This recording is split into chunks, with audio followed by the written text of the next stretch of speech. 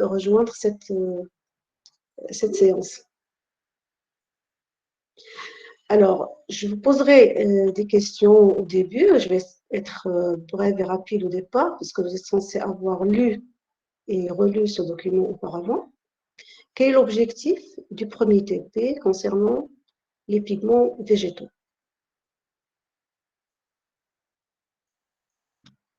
Quel est l'objectif de ce TP? C'est vrai que le titre le montre, c'est étude des pigments photosynthétiques des végétaux, mais quel est l'objectif des manips que vous allez réaliser? L'objectif de ce TP est de comparer les pigments foliaires des deux échantillons végétatifs. Alors, faites très attention, végétatif et végétal, c'est pas la même chose, d'accord? Donc, lorsque vous utilisez des mots, il faut comprendre le sens des mots. Sinon, effectivement, vous avez raison, c'est l'étude, c'est-à-dire la comparaison. On va faire une comparaison des équipements pigmentaires entre deux types de feuilles, d'accord? Deux types de feuilles, plus exactement, parce qu'on peut comparer les feuilles avec des racines, on peut comparer les fruits avec des fleurs, n'importe quoi. N'importe quelle partie de la plante, on peut la comparer à une autre et voir quels sont les équipements pigmentaires qu'elle contient. Mais là, on a choisi de comparer effectivement deux équipements pigmentaires, les équipements pigmentaires dans deux feuilles différentes par leur couleur. Alors, comment est-ce qu'on va faire cette étude? Brièvement, ce n'est pas les détails des manips, mais juste le principe.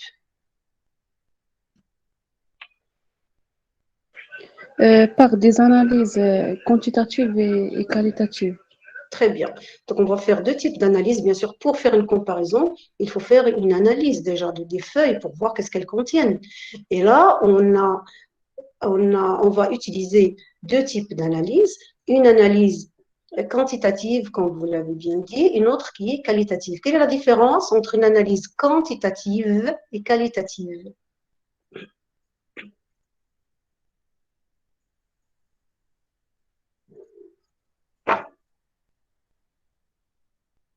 Oui? C'est quoi quantitatif et c'est quoi qualitatif? Quantitative, c'est-à-dire la quantité. Ça veut dire qu'on va analyser, on va quantifier, on va regarder la teneur des pigments dans ces feuilles. Et qualitative, La qualité, qu'est-ce que vous entendez par qualité? la nature, La la nature nature, du pigment. la nature des pigments, tout à fait. Vous avez tout à fait raison, bien sûr. Voilà. Donc, en fait, c'est ce qu'on va faire aujourd'hui. Donc, on va essayer d'étudier les pigments végétaux en faisant des manipulations qui ont des objectifs différents. L'une a pour objectif de quantifier les pigments et l'autre, l'objectif, c'est de les qualifier, c'est-à-dire de les déterminer, de voir leur nature. Et bien sûr, à la fin, on va, après avoir utilisé les différentes techniques qu'on va détailler dans le TP, vous allez faire bien sûr la comparaison et vous allez tirer les conclusions nécessaires. Alors,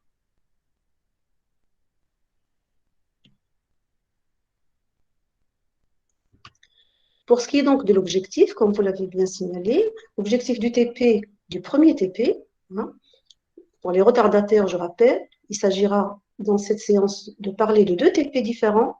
Le premier consiste à étudier les équipements pigmentaires des feuilles et le deuxième TP, c'est étude des relations hydriques au niveau de la plante. Alors, le premier TP a pour objectif de comparer les équipements pigmentaires foliaires de deux échantillons végétaux en utilisant deux types d'analyse, quantitative et qualitative. L'analyse quantitative consiste à réaliser des spectres d'absorption, des extraits pigmentaires, c'est-à-dire qu'on va faire des extraits pigmentaires, on va extraire les pigments et on va faire une analyse spectrophotométrique. Et ça va nous aider à déterminer les teneurs en pigments. Le deuxième type d'analyse qui est qualitative a pour but de comparer la nature des pigments entre eux et ceci en faisant une séparation par chromatographie de partage sur papier. On va démarrer et commencer par l'analyse quantitative. Alors, au cours de l'analyse quantitative, il va falloir bien sûr faire disons, une extraction des pigments pour pouvoir les doser. Pourquoi? Parce que les pigments végétaux se trouvent dans la cellule en association très étroite avec les complexes membranaires chloroplastiques. Donc, ils sont très liés, les pigments sont très liés aux membranes, donc les thylakoïdes, les membranes chloroplastiques, par des liaisons polaires et des liaisons apolaires. Et pour les extraire, ces pigments, pour les extraire et les faire passer en solution pour pouvoir les doser, bien sûr, il va falloir les arracher aux membranes. Il va falloir les enlever, les prendre et donc casser les liaisons qui se trouvent entre la membrane chloroplastique et entre les pigments. Alors pour cela, bien sûr, on fait quoi? Eh bien, on utilise des solvants organiques. Seulement, on utilise des solvants qui ont des caractéristiques amphipolaires. Pourquoi amphipolaires? Pour que ce solvant puisse casser à la fois les liaisons polaires et les liaisons non polaires qui existent entre les pigments et les constituants membranaires.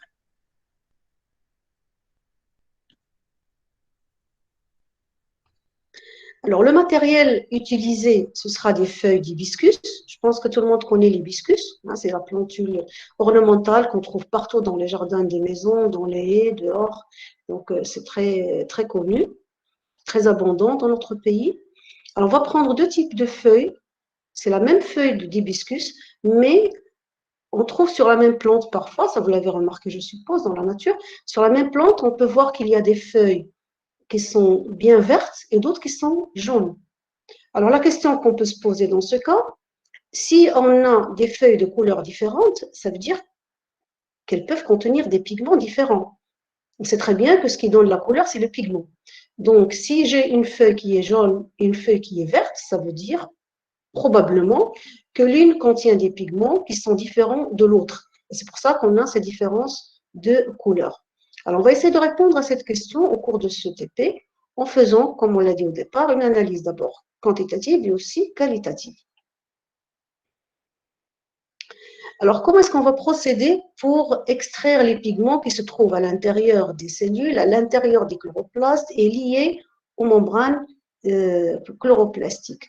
Donc là, et la cellule, elle est bien sûr, disons, elle a des constituants, différents constituants, il y a une paroi, il y a une membrane.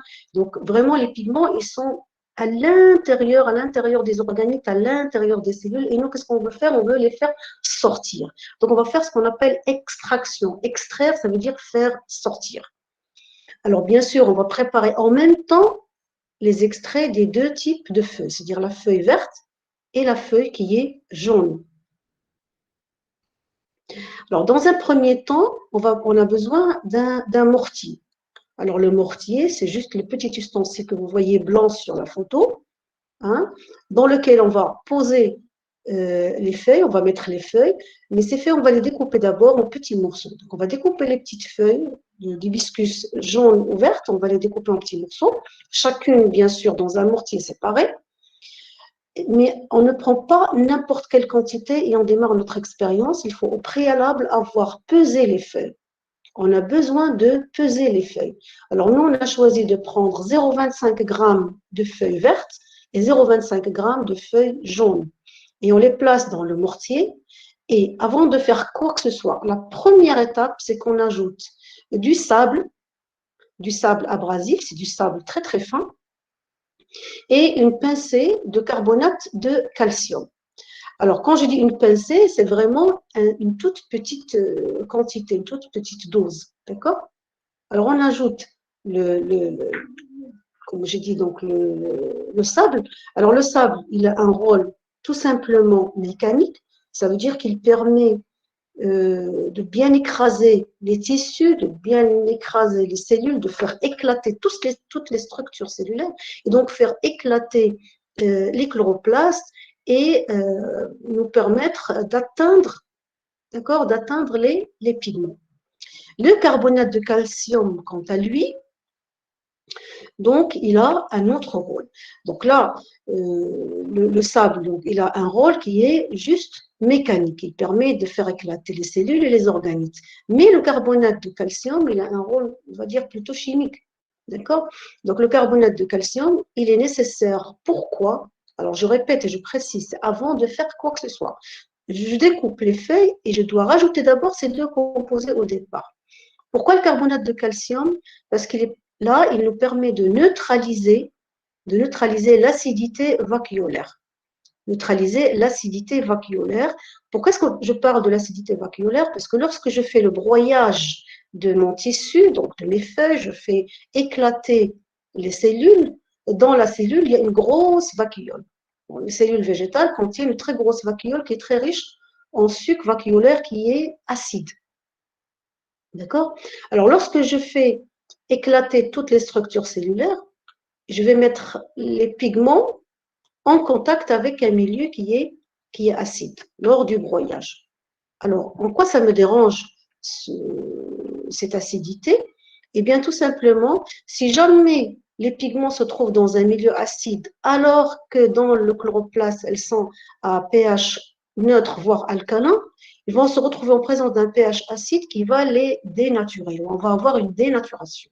On va avoir une transformation, surtout des chlorophylles, qui vont se transformer en un composé qui est différent, qui s'appelle la phéophytine. Donc, les chlorophylles A et B vont devenir ce qu'on appelle phéophytine A et phéophytine B. C'est quoi cette phéophytine? Eh bien, ce sont des formes protonées des chlorophylles. Ce sont des formes dénaturées, bien sûr, des chlorophylles. Donc, ce sont des formes protonées des chlorophylles. Donc, je répète, lors du broyage, je mets en contact les pigments qui sont d'habitude, se trouvent dans un milieu normalement à pH neutre, voire alcalin, dans le stroma du chloroplaste, bien sûr. On va avoir les pigments qui vont être en contact avec un pH qui est acide. Et lorsqu'ils sont en contact avec un pH acide, qui dit pH acide, dit bien sûr abondance de protons. Alors, pour comprendre le processus de phéophytinisation, alors la phéophytinisation, c'est la transformation des chlorophylles en phéophytine. Le processus de phéophytinisation, pour le comprendre, on va d'abord rappeler la structure des chlorophylles. Vous savez que la chlorophylle est constituée d'un noyau, d'accord, d'une partie du porphyrine, qui est constituée de noyau pyrrole, et d'une queue carbonée, une chaîne carbonée qu'on appelle phytole. Alors, au centre de la partie ou du pôle ou au centre des noyaux, plutôt disons au centre de la partie porphyrine, on a un cation qui est le magnésium, qui forme des liaisons avec l'azote des noyaux pyrrole, comme le montre la photo et comme vous l'avez déjà vu avec M. Belkora au cours de la séance structure des pigments. Donc, je répète, donc on a au niveau des chlorophylles, on a un noyau magnésium, d'accord? Et ce noyau magnésium forme des liaisons covalentes avec de l'azote, d'autres liaisons qui sont non covalentes.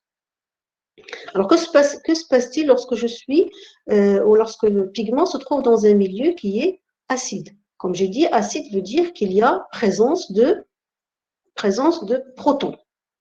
Alors, bien sûr, ce qu'on voit ici, la lettre Y, elle montre tout simplement est-ce que c'est la chlorophylle A ou B, donc ça n'a pas d'importance, quelle que soit la chlorophylle A ou B, d'accord? Dès qu'elle se retrouve en présence de protons, ce qui va se passer, c'est que les protons, ils ont une énergie d'absorption supérieure à tous les autres cations.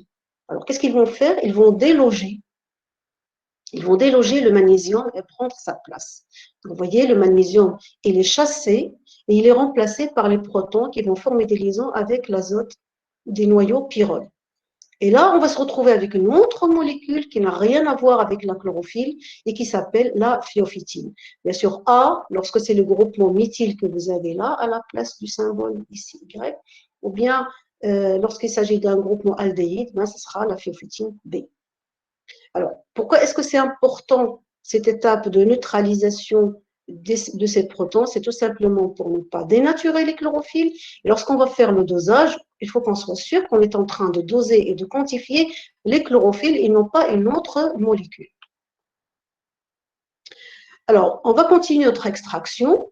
Donc, une fois qu'on a rajouté le sable, une fois qu'on a rajouté le carbonate de calcium, là, on va commencer le broyage. Donc, on va broyer à l'aide d'un pilon et d'un mortier. On va bien écraser notre feuille.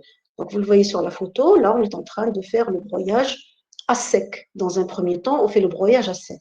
Pourquoi à sec? Parce que c'est plus simple de bien écraser les feuilles lorsque le milieu est sec. On est bien sûr d'avoir éclaté ou faire éclater toutes les structures, d'avoir déchiqueté, déchiré les structures cellulaires. Sinon, lorsqu'on fait ça dans un milieu liquide, eh bien, on va avoir les morceaux de feuilles qui vont glisser entre le pilon et le mortier dans un sens et dans l'autre. Alors, une fois qu'on a écrasé à sec, là, on va rajouter le premier volume de solvant qu'on va utiliser, qui est l'acétone pur. Donc, dans un premier temps, on va rajouter 3 millilitres d'acétone pur. Alors, on a dit que pour extraire les pigments, on a besoin d'un solvant amphipolaire. Eh bien, comme solvant, on va utiliser l'acétone. Pourquoi pure? Parce que tout simplement, lorsqu'elle est pure, elle va être très forte, elle va casser, attaquer fortement les liaisons qui se trouvent entre les pigments et les membranes chloroplastiques. Par la suite, on va rajouter 10 ml d'acétone, mais cette fois-ci dilué à 80%. D'accord? Donc, c'est juste pour diluer les pigments de notre extrait. On continue de broyer et une fois qu'on a bien écrasé toutes les feuilles, qu'on se retrouve vraiment avec une sorte de purée, tout simplement, on va laisser reposer, on va laisser décanter tout ce qui est solide, on va le laisser décanter vers le bas et on va prendre notre surnageant, donc notre filtrat, on peut l'appeler. Il n'est pas encore filtré, donc on ne peut pas l'appeler filtrat, et on va le mettre dans une fiole de filtration. Alors, comment est-ce qu'on va organiser cela? Bien, on a besoin d'une fiole de filtration avec une double ouverture. Vous avez une ouverture ici, une deuxième ouverture vers le haut. Le schéma le montre mieux. Alors, ça, c'est une cellule de filtration, d'accord, composée d'une fiole de filtration et d'un entonnoir qu'on appelle entonnoir Büchner. C'est un entonnoir Büchner. Vous avez sûrement utilisé cet entonnoir en biochimie. Donc, c'est un entonnoir qui est en porcelaine avec une surface perforée. À l'intérieur, vous avez des trous. Et dans cet entonnoir, on va placer une rondelle de papier filtre. On va placer une rondelle de papier filtre. Pourquoi? Pour filtrer l'extrait et donc garder sur le papier tout ce qui est solide. Donc, pour vraiment avoir un filtrat qui est limpide.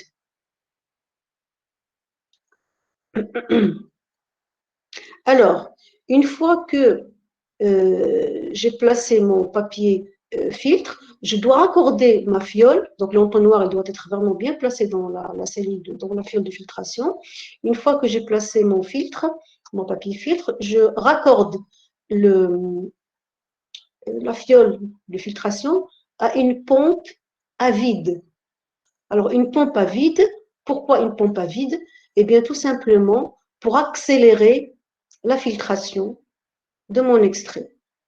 Alors, on va imaginer que je n'ai pas mis la pompe à vide. On va imaginer qu'on n'a pas mis la pompe à vide et que j'ai juste placé mon entonnoir dans la fiole et que j'ai commencé à verser ce qu'il y a dans le mortier dans l'entonnoir et que j'attende que ça passe.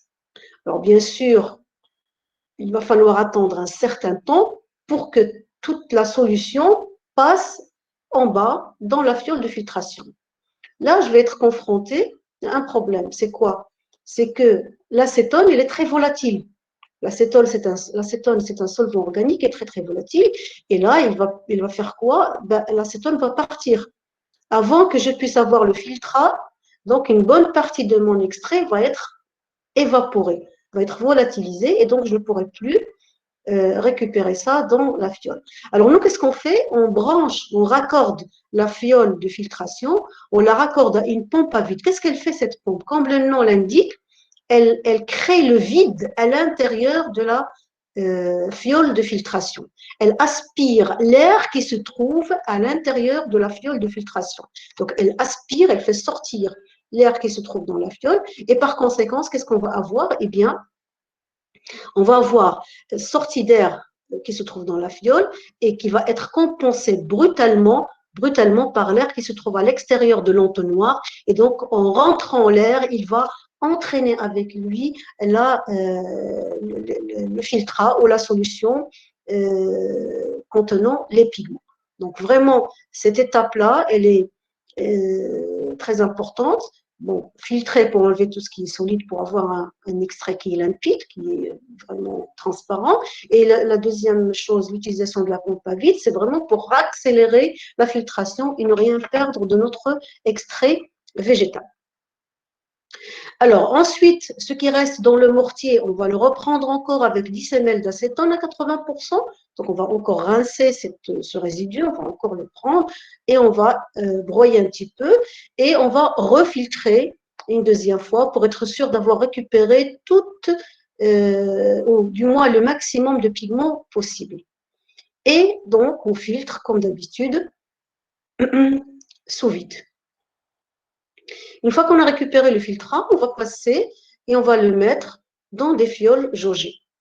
Alors on va prendre comme fiole des fioles jaugées à 25 millilitres. Ça veut dire que le volume maximal jusqu'au trait de jauge est 25 ml.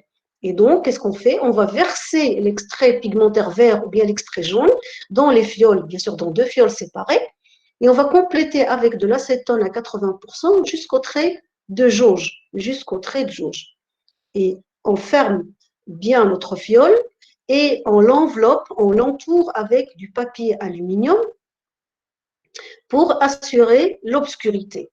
Pourquoi l'obscurité? Parce que tout simplement, si nos extraits pigmentaires restent exposés à la lumière, on va avoir une dégradation des pigments à la lumière, ce qu'on appelle une photo-oxydation des pigments, une dénaturation des pigments à la lumière. Alors, on entoure tout ça avec du papier aluminium pour être sûr qu'ils sont à l'obscurité. Et ensuite, on va démarrer notre lecture au spectro.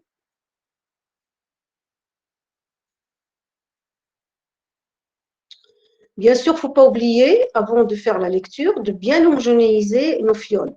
Donc, il faut vraiment bien homogénéiser la solution, puisqu'on a mis l'extrait au fond, puis on a rajouté de l'acétone à 80%. Donc, il faut bien homogénéiser, bien agiter notre fiole, du bas vers le haut, comme ça, jusqu'à ce qu'on soit sûr d'avoir tout homogénéisé. Et ensuite, on passe, comme j'ai dit, au spectre.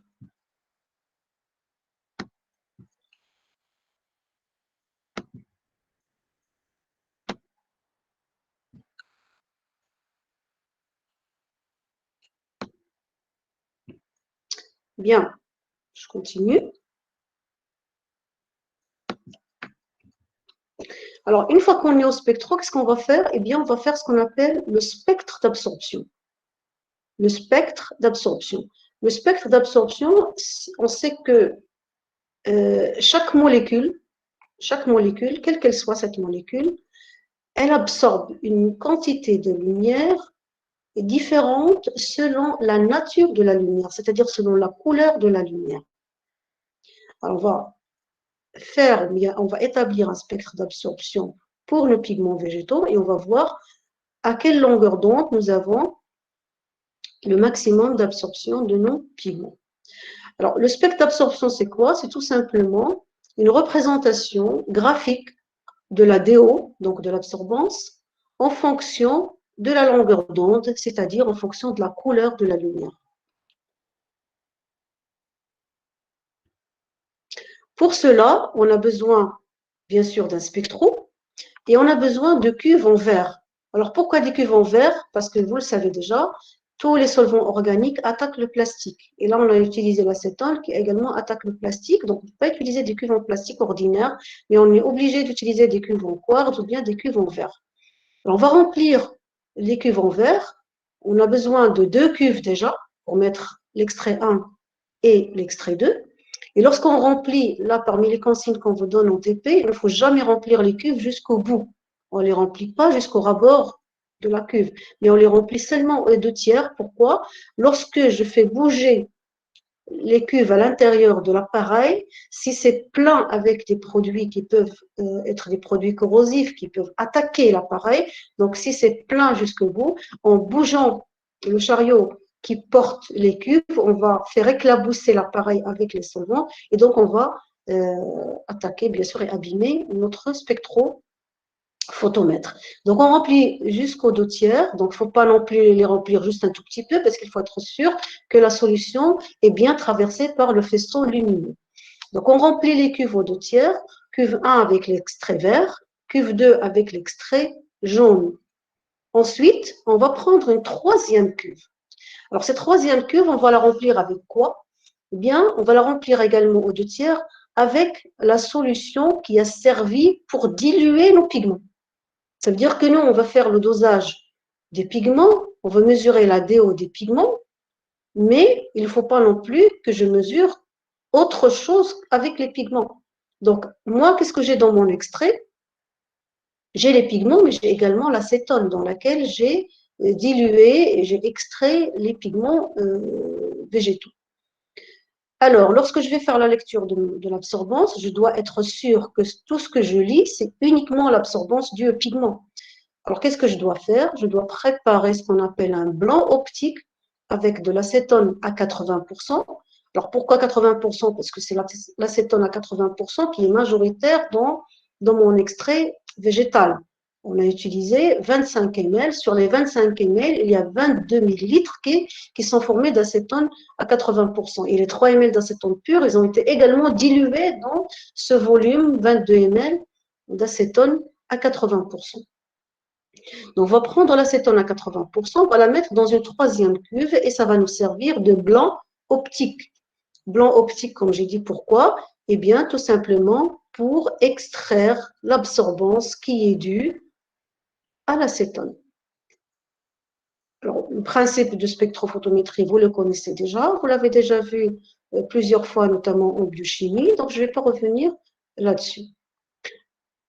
Alors, il y a juste une information très importante à laquelle il faut faire attention, c'est que nous, ce qu'on va faire ici, c'est que les molécules des pigments, ils sont les mêmes dans la cuve verte, ils sont les mêmes dans la cuve jaune. L'acétone, elle est la même qui se trouve donc dans la cuve A et dans la cuve jaune. C'est la même acétone. Donc, ce sont des molécules qui sont toujours les mêmes, qui vont passer devant différentes longueurs d'onde. Ça veut dire différentes couleurs de lumière. Ça veut dire que ces cuves vont être traversées par différents faisceaux lumineux. Je ne sais pas, moi je veux dire, elles vont être traversées par la lumière bleue, violette, jaune, rose, rouge, orange, etc. D'accord?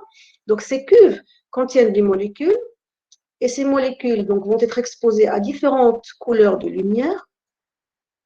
Et j'ai dit au départ, à chaque fois que je change la couleur de la lumière, c'est-à-dire je change la longueur d'onde, la même molécule va absorber différemment. Parce que la molécule n'absorbe pas de la même façon. Par exemple, là, les pigments n'absorbent pas de la même façon dans le bleu et dans le vert, par exemple. Vous savez très bien que lorsqu'une couleur est transmise, on la voit, ça veut dire que cette molécule qui transmet cette couleur n'absorbe pas dans cette couleur. C'est pour ça qu'on vous dit 100% transmittance égale 0 absorbance. Alors, nous, on va faire une spectrophotométrie, donc un spectre d'absorption. Ça veut dire qu'on va exposer ces pigments à différentes couleurs de lumière, donc différentes longueurs d'onde. Et avant la lecture, la première chose, on l'a dit, on va placer d'abord la cuve avec l'acétone à 80% pour régler le zéro d'absorbance. C'est-à-dire, on va annuler comme ça l'absorbance qui est due à l'acétone. On va donner l'ordre au spectrophotomètre pour qu'il ne lise pas, pour qu'il ignore l'acétone. C'est-à-dire, lorsque la cuve avec les pigments va être placée en face du faisceau lumineux, tout ce qui va absorber, donc l'appareil, il va juste prendre l'absorbance des molécules pigmentaires. Il ne va plus prendre en considération l'acétone. Pourquoi? Parce qu'avant, on a placé l'acétone à 80% dans une cuve toute seule et on a donné l'ordre à l'appareil 0, c'est-à-dire on annule l'absorbance qui est due à l'acétone. Comme ça, on est sûr après que toute DO affichée sera la DO due au pigment tout simplement. Mais lorsque je change la longueur d'onde, puisqu'on va faire ce qu'on appelle un spectre d'absorption, on va faire un spectre en mesurant la DO des pigments entre 400 et 700 nanomètres. On va partir, on va démarrer à 400 nanomètres et on va évoluer par 20 nanomètres, c'est-à-dire 400, 420, 440, 460, 480, 500, etc. jusqu'à 720. Donc, on va effectuer les mesures toutes les 20 nanomètres. Lorsque je change la longueur d'onde, je change la couleur, bien sûr, de la lumière. Donc, les propriétés des molécules, ou plutôt l'absorbance des molécules, va changer selon le type de lumière. Alors, si je règle le zéro d'absorbance au départ, je vais placer l'échantillon vert, l'échantillon jaune, je prends la DO et je passe à la longueur d'onde suivante. Est-ce que je dois régler le zéro d'absorbance ou bien je peux continuer avec le premier réglage, c'est bon. J'attends votre réponse. Est-ce que je règle le zéro d'absorbance une seule fois avec l'acétone? Après, je vais juste changer la longueur d'onde et mesurer la DO de mes cuves 1 et 2, c'est-à-dire les cuves qui contiennent l'extrait jaune et l'extrait vert. On doit régler la zéro à chaque fois, madame. On doit le régler à chaque fois. Pourquoi? Pourquoi est-ce qu'on doit le régler à chaque fois? Bien, comme je l'ai dit, parce que à chaque fois que je change la longueur d'onde, l'absorbance de la même molécule va changer. Donc l'acétone elle-même, si je passe à 420, elle ne va plus être zéro, elle va changer. Donc je dois régler le zéro d'absorbance. Donc il faut faire très attention à chaque changement de longueur d'onde. On doit régler à nouveau le zéro d'absorbance, c'est-à-dire le blanc optique. On va l'utiliser pour donner l'ordre à l'appareil, annuler toute absorbance qui est due à l'acétone. Comme ça, on est sûr d'avoir tout simplement l'absorbance qui est due aux pigments végétaux. Bien. Alors, on a dit tout à l'heure qu'on veut faire un spectre d'absorption, mais en même temps, bon, le spectre, il va nous aider aussi pour identifier les pigments, pour les caractériser et pour repérer le maximum, là où les pigments absorbent le maximum. Là où la DO est maximale, ça va nous permettre de quantifier les pigments. On sait très bien que la DO est proportionnelle à la concentration. La DO est égale à epsilon LC, la fameuse formule que vous connaissez tous. Et nous, on a fait un spectre qui va nous donner, probablement il y aura des pics, d'accord? Donc, et dans ces pics, ils correspondent à un maximum d'absorption des pigments. Et là, on doit normalement prendre à ce niveau-là, là où on a les pics, là où on a le maximum d'absorbance, c'est là où on peut calculer le maximum de concentration. Donc, c'est là qu'on va prendre les valeurs pour déterminer la teneur en pigments dans nos deux extraits foliaires. Alors, lorsque je mesure, donc lorsque je réalise mon spectre d'absorption, bien sûr, vous avez vu que j'évolue de 400 jusqu'à 720 nanomètres et j'évolue tous les 20 nanomètres.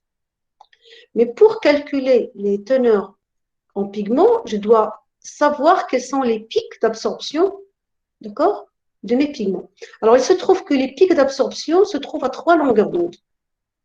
Les pics d'absorption des pigments se trouvent à 3 longueurs d'onde. C'est 460, 645 et 663 nanomètres. Alors, puisque on sait que les pics se trouvent à ces longueurs d'onde-là, il va falloir être sûr d'avoir lu l'absorbance à ces longueurs d'onde.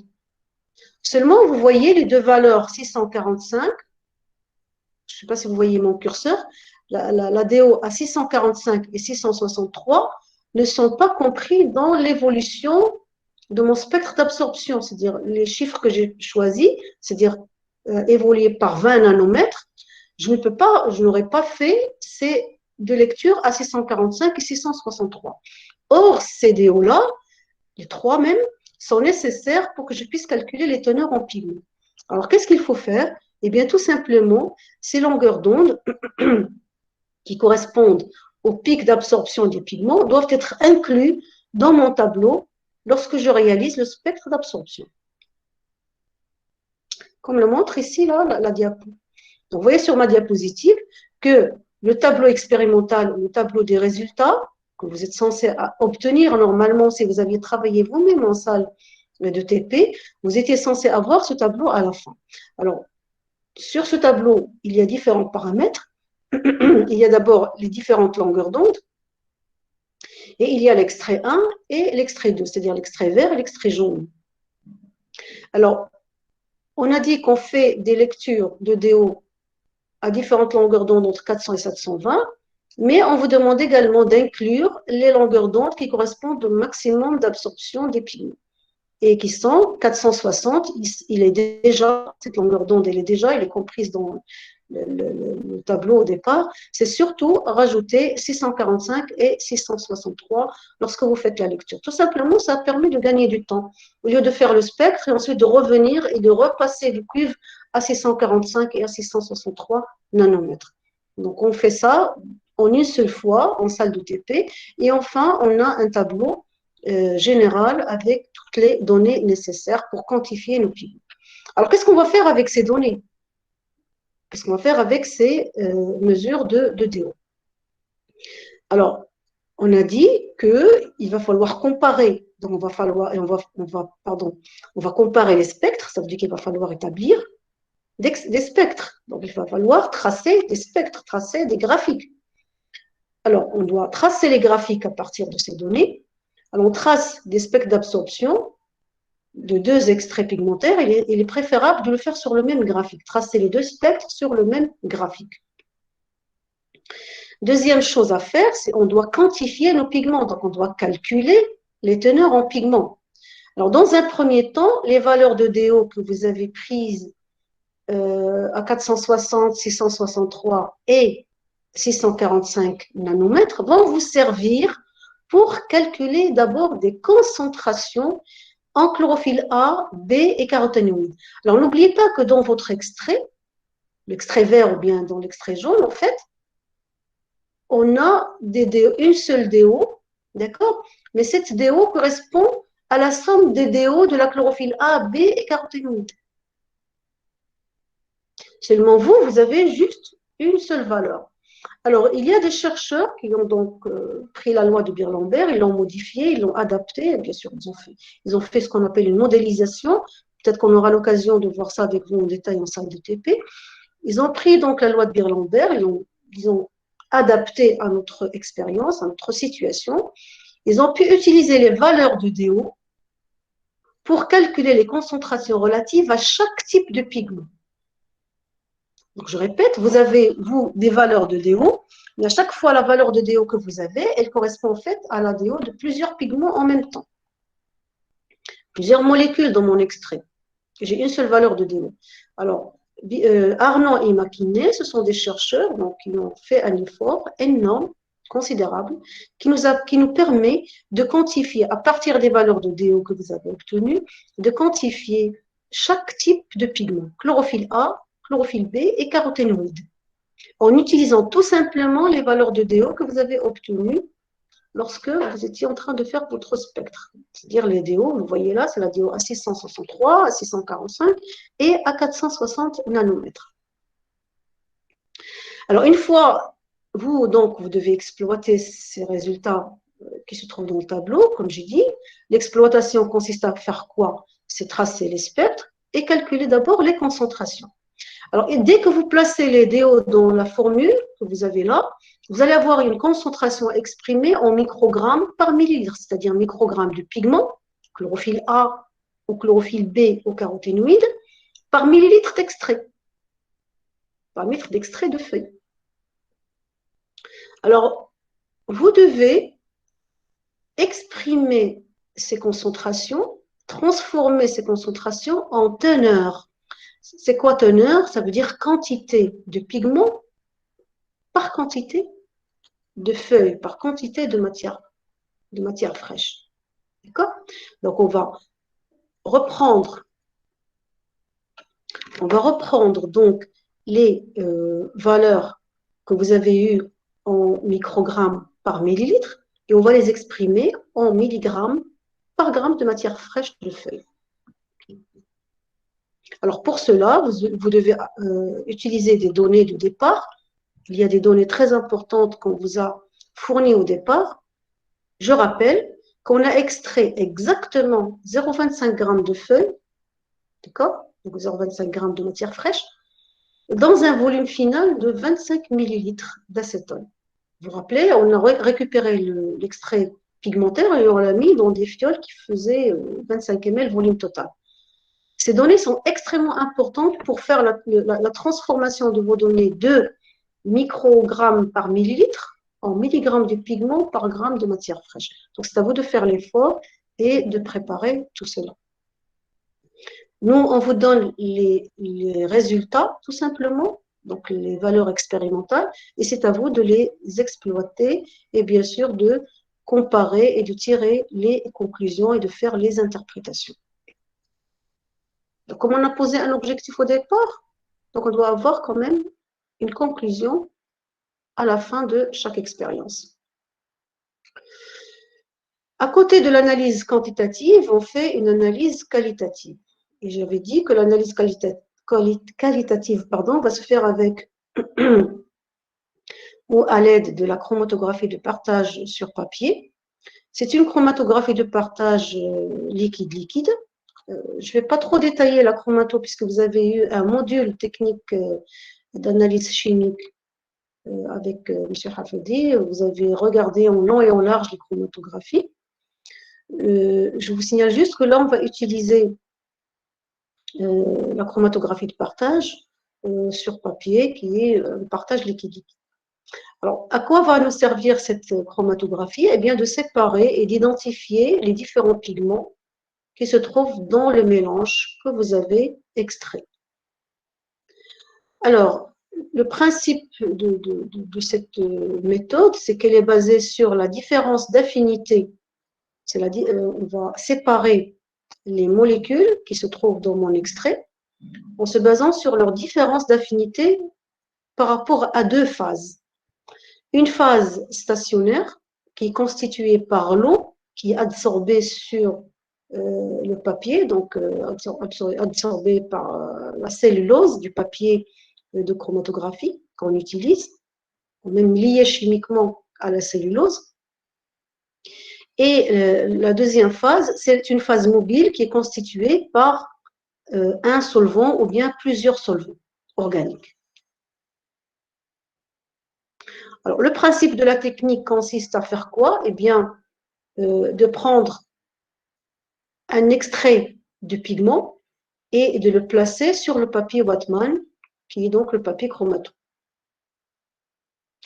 Et ce papier va être suspendu dans un flacon, comme le montre le schéma. Je ne sais pas si vous voyez le schéma à côté. Il va être suspendu et il doit toucher à la base une solution constituée par un mélange de solvants. Le solvant va se déplacer par capillarité tout le long du papier. Il va se déplacer du bas vers le haut. Et là, il va pouvoir entraîner avec lui les molécules qui sont plus solubles dans cette phase et celles qui sont beaucoup en plus d'affinité avec la phase stationnaire vont rester accrochées ou plus ou moins accrochées au papier, ne vont pas migrer rapidement. Donc, généralement, les composés qui sont les plus polaires vont être très fortement retenus par la phase stationnaire, qu'on a dit constituée essentiellement par l'eau absorbée à la cellulose du papier. D'accord? Et donc, ceux-là, qui sont fortement retenus parce qu'ils sont très polaires, vont donc migrer très très lentement, ou peut-être pas du tout, on verra. Et les solutions, ou plutôt les molécules qui sont apolaires, vont plutôt ne pas être accrochées à la phase stationnaire, donc vont pouvoir bouger et migrer avec le solvant. Donc, le développement du chromatogramme a lieu suite à la migration du solvant du bas vers le haut. Ça veut dire que là, on a une chromatographie ascendante. La distance parcourue par chaque substance depuis l'origine, alors au départ, on a un point de départ pour nos pigments. On va les déposer à un niveau bien particulier. Je reviendrai sur les détails tout à l'heure. Donc, on va avoir un point de départ pour les pigments et on va placer notre papier chromato dans un flacon, de telle sorte que c'est la base qui va toucher le solvant. Le solvant donc va par capillarité monter, monter, monter tout le long du papier. Il va donc entraîner plus ou moins vite avec lui les molécules selon leur affinité. Alors, la distance parcourue par chaque substance depuis le départ, donc depuis l'origine, ou bien par rapport à la distance parcourue par le solvant, ça constitue ce qu'on appelle le rapport frontal. Donc, on va calculer le rapport frontal pour chaque substance, ce qui va nous permettre de les identifier et de comparer les deux échantillons entre eux. Mode opératoire, comment est-ce qu'on va procéder? Alors, sur chacune, donc on aura déjà besoin de 2 bandes de papier Whatman. On a besoin de 2 bandes de papier Whatman qui font 2 cm de large et 20 cm de longueur. On prend les 2 bandes de papier Whatman et à l'extrémité basale, c'est-à-dire en bas, on va tracer au crayon un trait. Alors, je dis bien au crayon, on n'utilise pas le stylo parce que le stylo donc, contient de l'encre, l'encre contient des pigments, donc les pigments vont également interférer dans notre chromatographie. Donc, on met juste un trait au crayon. Alors, le trait, on le met où? On le met un petit peu loin de l'extrémité du papier, à 1,5 cm de l'extrémité basale du papier, et bien tout simplement pour, voilà, donc vous avez le schéma, pour pouvoir déposer dessus, on aura le repère, le point de départ de nos pigments. Donc, on va déposer dessus, là le trait, vous le voyez, avec mon curseur, je vous le montre, on va déposer sur ce trait un extrait de jus de feuille. Alors, bien sûr, on aurait pu utiliser l'extrait qu'on a dans nos fioles, mais il est très dilué, les taches risquent d'être vraiment très pâles. On ne verra pas très, très bien les différents pigments. Alors, qu'est-ce qu'on fait? Eh bien, on écrase carrément un morceau de feuille, on l'écrase carrément contre le papier Whatman. Avec, bien sûr, une tige en verre, ou bien avec juste la pointe arrondie de votre stylo. On écrase bien fort, comme ça, on dépose une grosse tache bien ronde, continue, au milieu du trait qu'on vient de tracer au crayon. Alors, bien sûr, on ne dépose pas plusieurs taches les unes à côté des autres, hein, parce que sinon, on risque d'avoir des taches qui vont s'entremêler, on va avoir une chromatographie qui est complètement brouillée. Alors, on met une grosse tache bien visible, bien nette, au milieu du trait qu'on vient de tracer au crayon. D'accord? Alors, ensuite, bien sûr, qu'on va le voir, là, on va accrocher le papier à l'intérieur d'un bocal qui contient au fond un mélange de solvants. Alors, on va vérifier d'abord que le bocal contient suffisamment de solvant, c'est-à-dire qu'il touche bien le papier, mais qu'il ne contienne pas trop de solvant. C'est-à-dire que s'il y a trop de solvant, si le niveau de solvant il est trop haut par rapport au papier, qu'est-ce qui va se passer? Eh bien, il va toucher la tache qu'on vient de mettre, donc l'extrait pigmentaire qu'on vient de déposer sur le papier. Si le trait rouge que vous voyez là, qui correspond au niveau de la solution du solvant, s'il se trouve en haut, ça veut dire qu'il déborde, il touche les taches. Qu'est-ce qui va se passer? Eh bien, tous les pigments vont être lavés et dissous dans mon solvant ou dans ma solution de chromatographie et je ne verrai rien qui va migrer vers nous. Donc, il va falloir faire attention. Alors, pour cela, on fait une appréciation visuelle. Donc, quand vous êtes en salle de TP, on vous dit, vous prenez le papier, vous le mettez contre le flacon et vous regardez à quel niveau à peu près il va falloir accrocher votre papier pour qu'il puisse toucher la solution, mais sans qu'il touche les taches que vous venez de déposer. C'est-à-dire qu'il ne doit pas atteindre le dépôt pigmentaire que vous venez de faire. Voilà, donc avant d'introduire le papier dans le bocal contenant le solvant, on va faire un essai pour savoir à quelle hauteur le papier doit être accroché au couvercle, etc. etc. Donc tout ça, on le fait sans faire rentrer le papier à l'intérieur. Au début, c'est juste une appréciation visuelle, comme ça, de l'extérieur. Alors, pour votre information, et ça c'est très important, la solution de chromatographie utilisée est composée de 3 solvants organiques qui sont l'éther de pétrole, l'acétone pur et le toluène. Alors bien sûr, on utilise différents volumes de chaque type de solvant. On a là-dedans des solvants polaires et des solvants apolaires. Et bien sûr, solvant amphipolaire. Donc, il va falloir faire très, très attention à la composition de la solution de chromatographie et au volume étudié pour pouvoir interpréter par la suite les résultats que vous allez obtenir. Alors, une fois la bande de papier elle est prête, que vous avez déposé votre extrait pigmentaire, que vous avez ajusté le niveau, vous accrochez, d'accord, le papier à l'intérieur du flacon, vous fermez correctement pour qu'il n'y ait pas évaporation de vos solvants et on place le bocal dans l'obscurité pendant 20 minutes.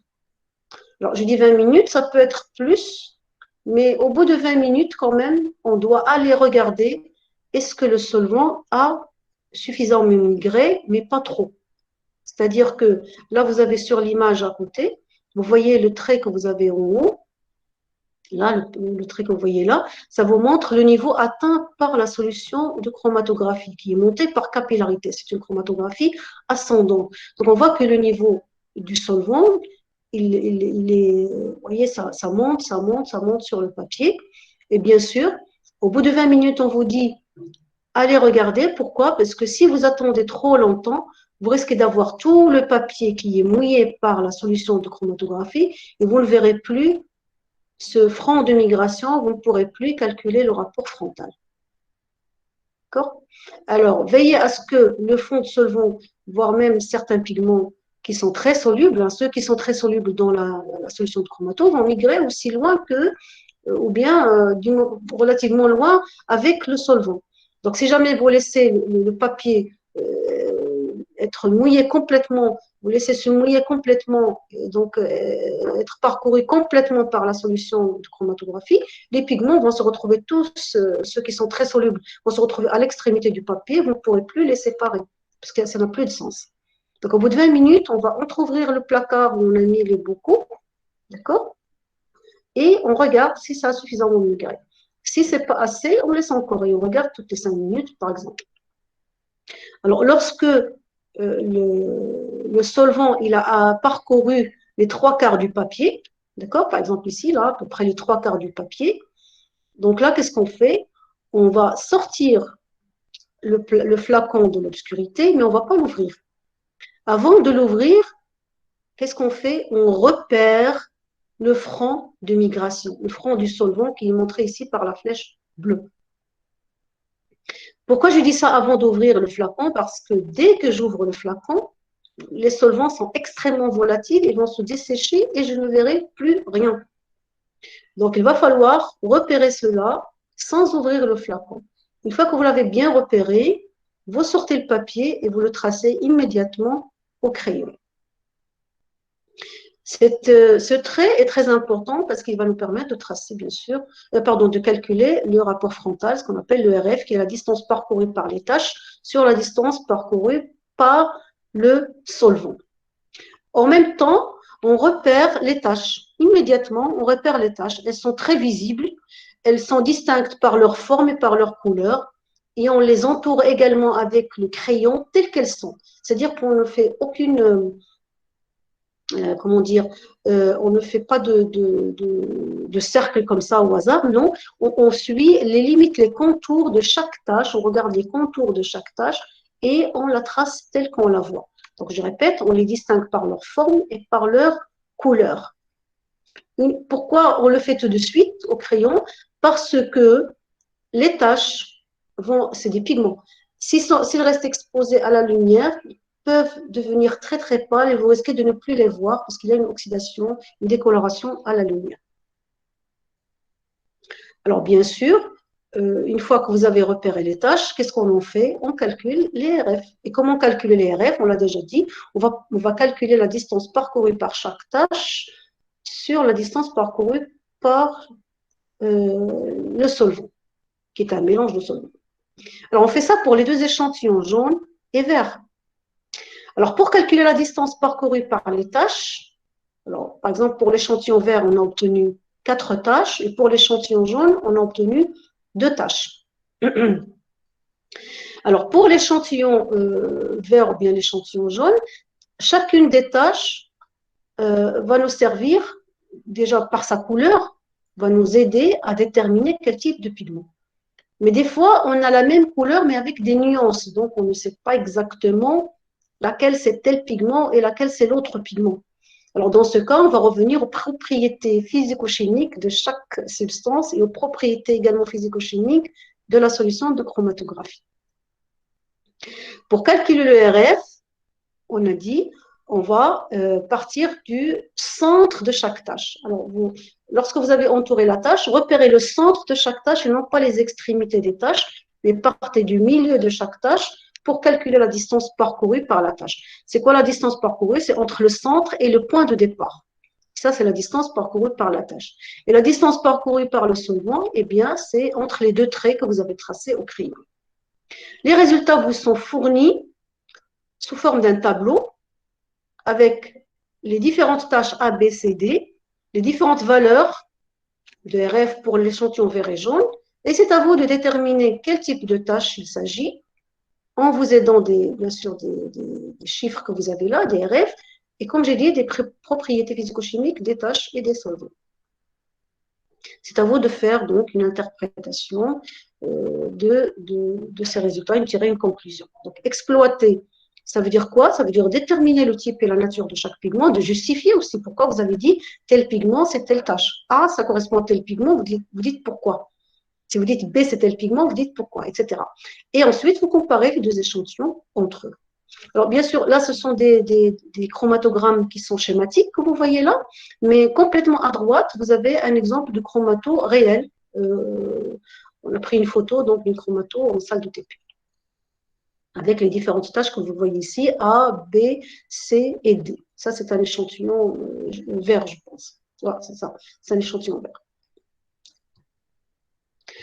Alors, comment est-ce qu'on va exploiter les résultats? Eh bien, tout simplement, on va identifier, comme je viens de le dire, les différents pigments en utilisant les RF et en calculant les RF, pardon, et pardon, qu'est-ce qu'on a ici?